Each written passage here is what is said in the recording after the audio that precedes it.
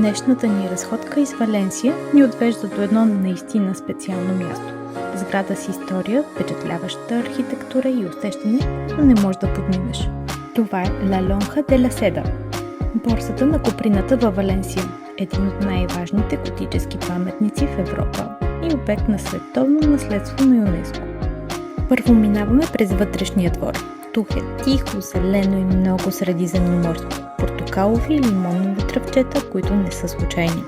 За цитрусите тук можем да благодарим на мавританците, които са първите, които са ги донесли в Испания.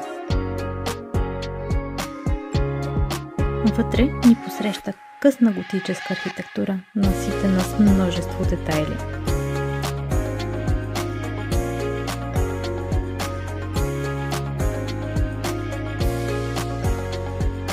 Колони, които се усукват нагоре, орнаменти, символи, камък, изработени с изключителна прецизност. Детайли има навсякъде. Точно това не ти позволява да скучаеш.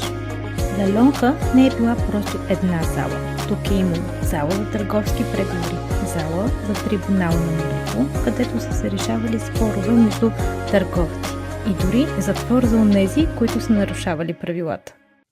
Тук се е търгувала куприна, един от най-ценните материали на своето време. Сградата е завършена през 1498 година. По онова време Валенсия е една от най-крайните точки по пътя на куприната в Европа.